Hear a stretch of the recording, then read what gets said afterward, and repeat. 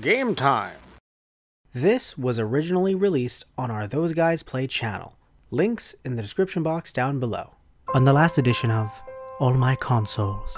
Today we're going to talk about the NES Classic Edition. Have you forgotten about me, Matt? Well then, I see how it is. I guess I will be leaving. No! And now for the exciting conclusion of All My Consoles.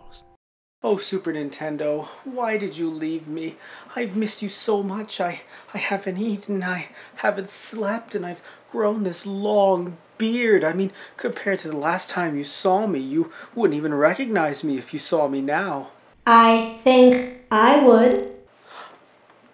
It's been a while, Matt.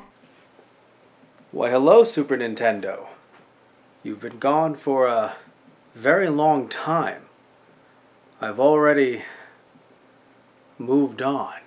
Hey, rad dudes, what's all the hullabaloo? Matt, who's this? How will Super Nintendo react? Has Matt truly found love? What does the Super Nintendo Classic think of all this? Will the two duke it out in a Dragon Ball Z type battle? Find out right after this review. Now, let's turn the system on by clicking on the power button. As you guys can tell, the eject button does not work at all because if you don't know, this console does not take original Super Nintendo games. Just like the power switch on the front, the reset button works as well, but more on that later. The controller ports on the Super Nintendo Classic Edition work differently than the NES Classic Edition. You cannot just take the controller and plug it into the front. You'll have to turn your console around, open up the tabs at the bottom, and that reveals two controller ports. Nintendo responded to the backlash of only bundling one controller with the NES Classic Edition by giving us two this time. So now you can play with a friend, if you have any. When the console's powered on, you'll notice that the setup is pretty much the same as the NES Classic Edition. But for those of you that didn't have an NES Classic Edition, let's go through it right now. When you go to display, you'll be able to choose three different settings for video quality: CRT filter, 4:3, and pixel perfect. I could talk to you about the differences, but how about we fire up some games and I show you. Let's use the CRT mode to look at Yoshi's Island. Depending on your TV or your general setup, the scan lines are a bit more noticeable. Also, just like with the original game, the aspect ratio will change a little bit when going from the title screen to the actual game. And the game that we'll be comparing Yoshi's Island to is Super Mario World. Just like with the NES Classic Edition, the scan lines are a bit more noticeable depending on what game you're playing. Now when looking at Yoshi's Island in 4:3, it obviously looks better than CRT mode, but I still consider it the kind of middle child when compared to Pixel Perfect, but more on that later. When comparing it to Super Mario World, of course Super Mario World is going to look crisp, actually more crisp than I even thought, which is why I consider it the awkward middle child between the CRT mode and Pixel Perfect. Now when looking at the Pixel Perfect version of Yoshi's Island, we can see that the game looks amazing. And when playing it, I noticed little to no lag when compared to playing the original game. The same goes for Super Mario World. This game looks beautiful. Now here's where things differ from the NES Classic Edition. Here, the Super Nintendo Classic Edition has different frames that change up the borders around your game while playing it. Let's go through some of them right now. All of these frames will be used with the Pixel Perfect mode. So let's move on to the second frame, and the game we'll be using will be Legend of Zelda: A Link to the Past, a game that I'm actually playing on Matt Beats Games from his childhood.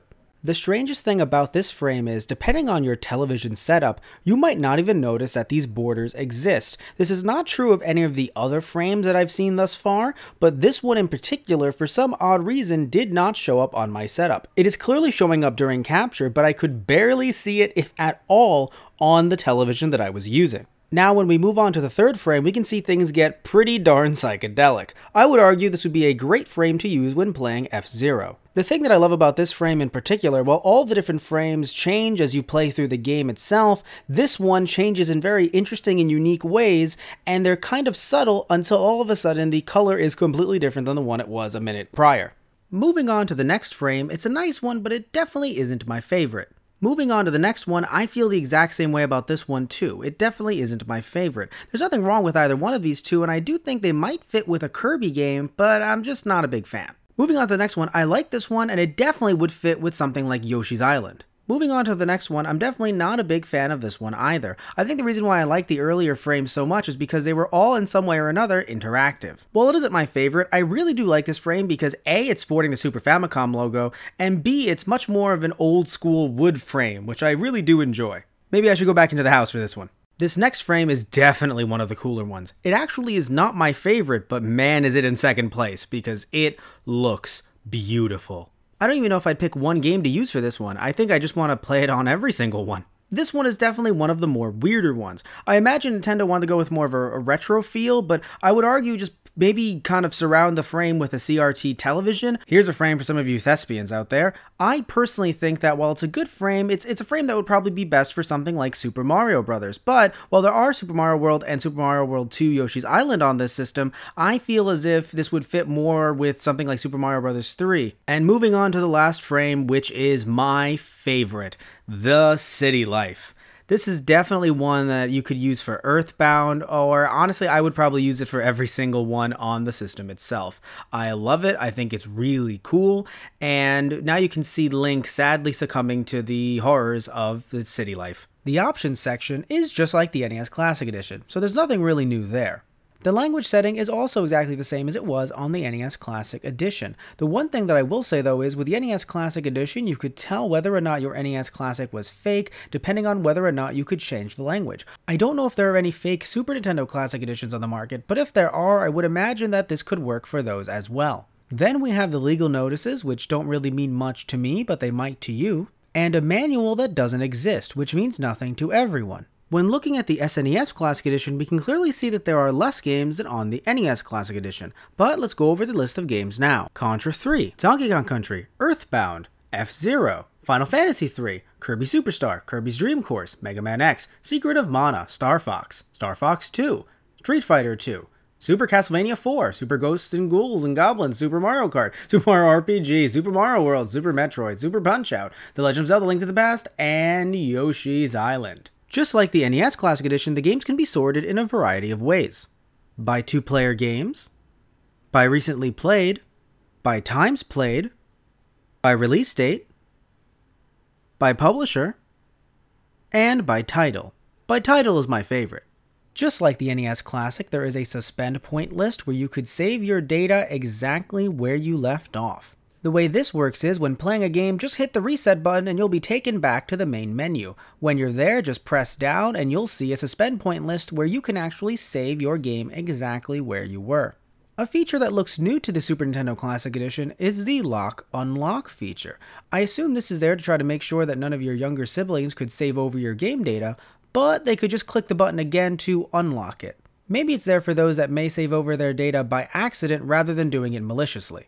Now here's something involving suspend points that are unique to the SNES Classic Edition.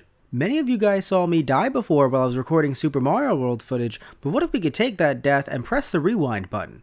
Well, with the SNES Classic Edition, you can.